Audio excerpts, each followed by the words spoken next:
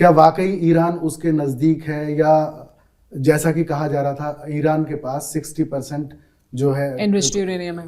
क्या ईरान बना सकता है परमाणु बम आने वाले दिनों में, या इस दौरान गतिविधि उनकी तेज हो गई होगी कुछ, क्या लगता है? ईरान बना सकता नहीं है मुझे लगता है अभी भी, क्योंकि ईरान अगर बना सकता होता तो पहले ही बना लिया होता। तो और ईरान जो बातचीत अभी चल भी रही थी अमेरिका के साथ, उसमें भी बहुत हद तक तैयार था सिविलियन यूज़ तक उसे लिमिट करने के लिए, और जो एनरिच्ड यूरेनियम है उसको वो करने के लिए, कम करने के लिए। तो बहुत हद तक तो ऐसा नहीं है कि ईरान के पास है न्यूक्लियर वेपन या वो बना सकता है।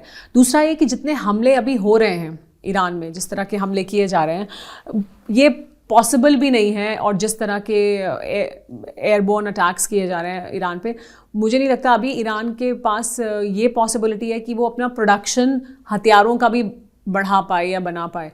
तो उसके पास जो है अभी वही है, उसी को वो रखेगा। तो कुछ चीन से, रशिया से मदद मिलेगी कुछ ऐसा ईरान चाहेगा तो ज़रूर, पर मुझे नहीं लगता। रशिया ने अपना स्टांस बहुत हद तक साफ़ किया है। मुझे नहीं लगता कि रशिया सीधे तौर पर कोई मदद करने वाला है। रशिया ने जो अपना रुख है वो किसी हद तक साफ कर दिया है।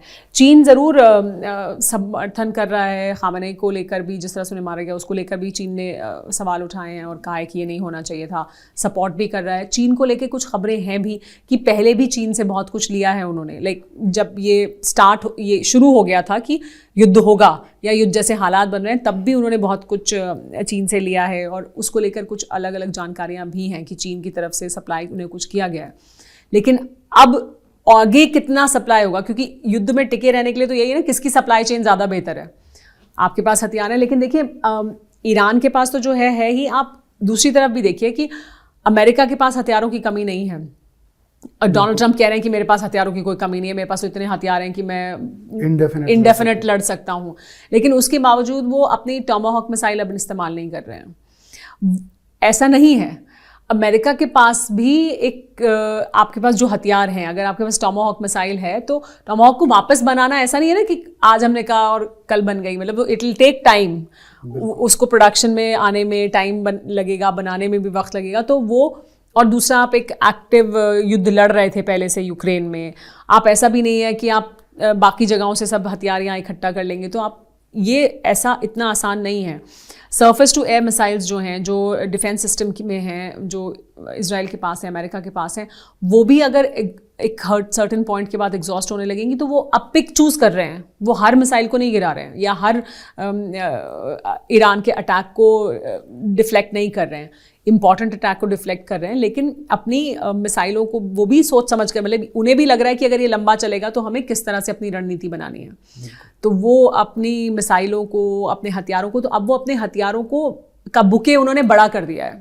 मतलब पहले अगर वो सिर्फ टॉमाहॉक का इस्तेमाल कर रहे थे तो अब वो सिर्फ टॉमाहॉक का इस्तेमाल नहीं कर रहे, वो रैशनिंग कर रहे हैं, देख के कर रहे हैं कि टॉमाहॉक कितना करेंगे, हम दूसरी मिसाइल ये करेंगे, हम फिर ये दूसरा हथियार इस्तेमाल करेंगे। तो अपने हथियारों की भी जो बुके है, जो वेरिएशन है, वो बढ़ाया है, वो किया है, क्योंकि उनको भी ऐसा नहीं है कि अमेरिका है तो वो कितने भी टॉमाहॉक ले जाके मार सकता है। इजराइल भी आयरन डोम की जगह आयरन लेजर बीम इस्तेमाल कर रहा है। जी हाँ, तो वो अपने मिसाइलों को वो, आप ये सोचिए कि आपकी तो एक इतनी महंगी मिसाइल आप मारेंगे वहाँ से आ रही मिसाइल को गिराने के लिए, और आपका तो ये कितना बड़ा वो हो जाएगा। तो आप देख रहे हैं कि वो अगर इतने हमले कर रहा है तो कौन सा हमला रोकना ज़रूरी है, उस हमले को रोकें। हर हमले को रोकने के लिए नहीं वो फायर कर रहे हैं, क्योंकि उन्हें भी रैशनिंग करनी है, सोचना है कि अगर ये 4 हफ्ते या 6 हफ्ते चलता है तो फिर क्या होगा। तो ईरान, जिस तरह से रशिया ने कहा था कि 1 साल तक जंग लड़ सकता है, क्या वाकई लड़ पाएगा ईरान 1 साल तक? इतनी मिसाइलें, इतने ड्रोन हैं उसके पास। 1 साल तो बहुत लंबा वक्त है कहने के लिए। देखिए, एंड गेम इजराइल का यही है, और इजराइल इसी उद्देश्य के साथ आया कि इजराइल को लगता है यही विंडो है जब वो ईरान में उसकी ताकत को ख़त्म कर सकता है। अमेरिका को भी, डोनाल्ड ट्रंप को भी उन्होंने इसी बात के लिए राज़ी कराया कि देखिए ये ही विंडो है, हम इसमें ही ये कर सकते हैं, ये हासिल कर पाएंगे। तो वो ये मकसद लेकर आए हैं।